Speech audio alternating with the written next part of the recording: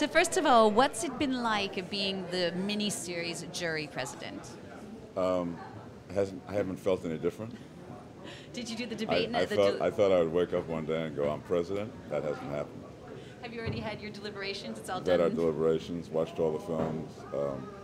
Everybody was in agreement. There was no fighting. There was a little bit of elbowing, and somebody stole one of my breakfast rolls. I don't know how that happened, but otherwise it was just like a regular democratic election. There was no rigging, a little bit of paying off. How would you say, talking about your own television career, television's changed since the first time you did television and then just recently, this recent experience with Sons of Anarchy? Well, I've had even another transformation since Sons of Anarchy, where I'm doing a show for Amazon right now. In fact, we just finished filming it. So that's streaming, which is very, very unconventional from where I started. Well, you know, my very first experience in television was on CBS in the United States. There used to be 3 networks. Now there's 3,000, you know, and it's a very exciting time in television because of the competition, because everybody is having to go after the audience. And in order to go after the audience, people are having to do very, very original, exciting things. So this is why all of the greatest writers and filmmakers are now coming back and doing television for the first time since I've been in the business. Television is the place to be. Do you feel that film might take a hit because of that? I think it's because film has already decided that, you know, it's transitioned into a place where it kind of mirrors the rest of our society, where the middle is getting squeezed. There's no middle anymore. You're either doing this or you're doing this. It's the same in our economy, you know, in the world. You know, there's either the very, very, very rich and the very, very poor, and the middle is being, I don't know why or how that, you know, I'm not smart enough to understand that, but the same is happening in our culture. If you're not making a movie that's, you know, $200 million and has people flying and, you know, just pulling out strange weapons that don't really exist, then you're doing a movie that costs $400,000 to make. You know? And so the middle is, which is always where the really interesting, original, nuanced work always existed, was in the middle. So now all that talent needed to go someplace. And where have they gone? They've gone to television. Because the audiences are still there. They're just not getting it the same way as they used to. What's your personal favorite memory of your television work? The one I've just finished, which is Hand of God for Amazon.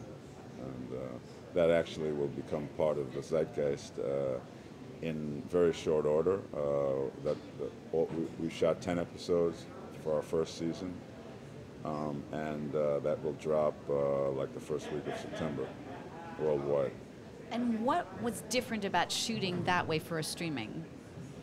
Well, the shooting experience is, there's no difference. The only difference is in the delivery system, which, you know, I don't feel the difference. Working for a studio that really, really is interested in doing very daring, very bold, a little bit dangerous storytelling. So the other show that is a hit on their network is Transparent, about a 66-year-old transgender. And now Hand of God, which is our show, which takes a very, very interesting look at hypocrisy and religion and et cetera, a lot of dangerous things that many networks would want to stay away from. So this is why it was vaulted into the forefront of my experiences, because we were allowed to do very big, expansive, slightly dangerous storytelling. Who do you play in Hand of God? I play a judge who is the grandson of influence. I've only known winning in my life. I'm from privilege. I have wealth, I have power.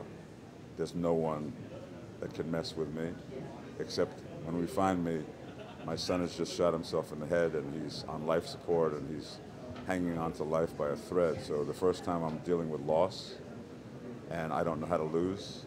So this becomes the dramatic flashpoint for my character's journey. And it's a big sprawling cast, so it's not just one character, it's a huge ensemble, but basically it's told through the lens of this fellow who represents so much to the community.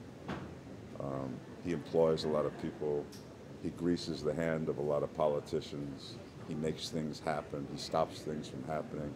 He's the player, he's like the king, and he's the king maker. And now he's compromised and lost and broken. And so we're seeing him fight to figure out a way to win.